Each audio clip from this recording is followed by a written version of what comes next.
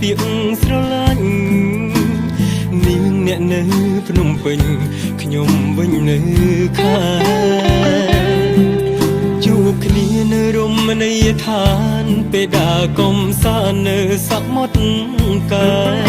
ភ្នែកស្ដាំក៏ញាក់ព្រះផែនជួបរឿងចំលែកនៅក្នុងឆ្នាំថ្មីខ្ញុំនេះមិនល្អត្រង់ណានាងប្រាប់គេថាមិនចូលចិត្តសោះជួបម្ដងណាក៏ឆ្លងស្ទើរផ្ទុំផែនដីគេថាស្អប់ចំពុកលឺឯមនុស្សភ្លីភ្លើចំពុករឿងស្រីមិនដឹងថាใจដល់នោះអីចូលមហាវិទ្យាល័យរៀនជាមួយគ្នាសម្បត្តិខូចចិត្ត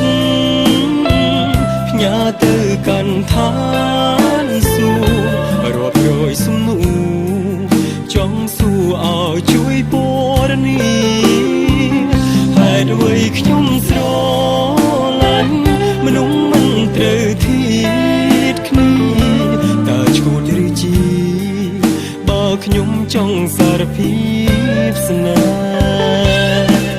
អ្នកណាដែលនៅឋានសួគ៌បើគួរមិនគួរអភ័យខ្ញុំផងអារម្មណ៍ខ្ញុំមួមងរកវិធីការចង់ជានេះនឹងនាងចង់ផ្ញើចំរៀងពីអារម្មណ៍ស្នេហ៍ជប់ឆ្លងគ្នាទៅបានទេដឹងទេគ្រប់ពេលខ្ញុំនឹកប៉ុណ្ណា